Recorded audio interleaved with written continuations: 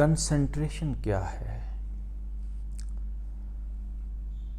یاد رکھیے، کنسنٹریشن ہی وہ ماسٹر کی ہے جس سے زندگی کی ہر کامیابی کو حاصل کیا جا سکتا ہے۔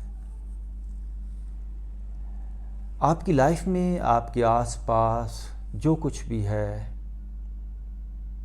وہ آپ کے اندر کی ریفلیکشن ہے۔ جیسے ہم اندر سے ہوتے ہیں، جو کچھ بھی ہمارے اندر تصویر ہوتی ہے، پکچر ہوتی ہے، جیسا ڈیٹا ہوتا ہے، جیسے ہمارے سیلز ہوتے ہیں، جیسی ہماری ہیبٹس ہوتی ہیں، ویسا ہی ہمیں باہر کی دنیا کے اندر ماحول ملتا ہے۔ فرینڈ سرکل، کامیابی، ناکامی، یہ سارا کچھ ہمارے اس وجود پر ڈیپینڈ کرتا ہے۔ دیکھیے، ہر انسان اپنے آس پاس مختلف ماحول رکھتا ہے، مختلف فرینڈ سرکل ہوتا ہے۔ کیوں کہ ہر انسان کا مائنڈ، اس کی جو انر پروگرامنگ ہے وہ الگ ہے۔ تو جیسے ہم اندر سے ہیں ویسے ہی باہر کی دنیا ہم کو ملتی ہے۔ یوں سمجھیے کہ اندر ہمارے سافٹ ہے اور باہر ہمارے ہارڈ ہے، لیکن ہم زندگی کے کسی بھی حصے میں اپنے اندر کچھ بھی انسٹال کر سکتے ہیں، کچھ بھی ہم پکچرائز کر سکتے ہیں، کچھ بھی ہم ویژولائز کر سکتے ہیں۔ ہم کسی بھی کام کے اوپر اگر توجہ دیں، پورا دھیان دیں، پوری کنسنٹریشن کے ساتھ، یکسوئی کے ساتھ، تو ایسا ہو ہی نہیں سکتا کہ وہ کامیابی، وہ کام آپ پورا نہ کر پائیں۔ اور وہی کامیاب ہوگا جس نے جتنا زیادہ اور جتنی جلدی اپنے اندر کسی بھی ٹارگٹ کو، کسی بھی منزل کو، کسی بھی کام کو ویژولائز یا پکچرائز کیا ہوگا۔ تو کنسنٹریشن کیسے ہونی چاہیے، اس پہ مجھے ایک کہانی یاد آتی ہے۔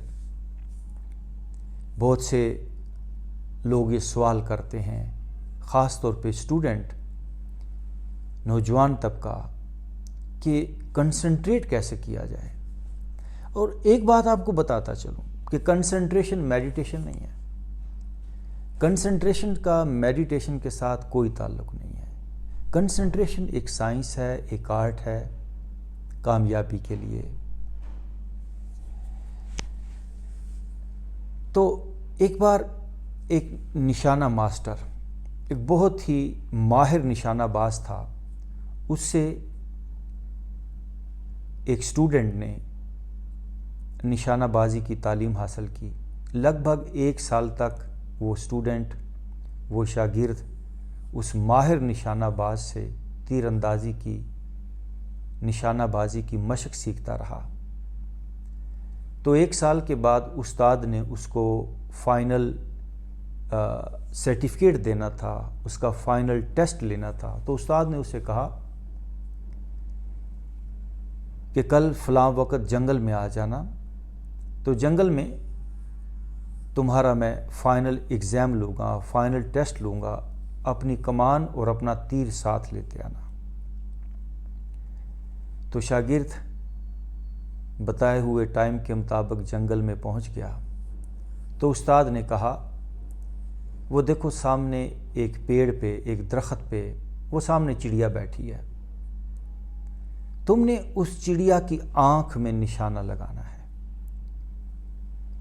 اور تیر اس وقت چھوڑنا جب میں کہوں۔ تو شاگرد نے اپنا تیر اٹھایا، اسے کمان پہ چڑھایا اور نشانہ لیا۔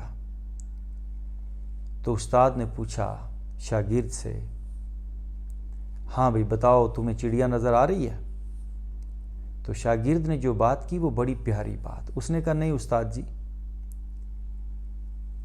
اب چڑیا نظر نہیں آ رہی، اب چڑیا کی صرف آنکھ نظر آ رہی ہے۔ جہاں پر مجھے ٹارگٹ لینا ہے، یعنی آس پاس کا سارا ماحول بھول جائیں۔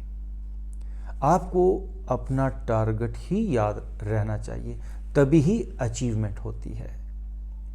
ہاتھ کار وال تے چت یار وال، یا ایسا کہنا چاہیے کہ چلتے پھرتے اٹھتے بیٹھتے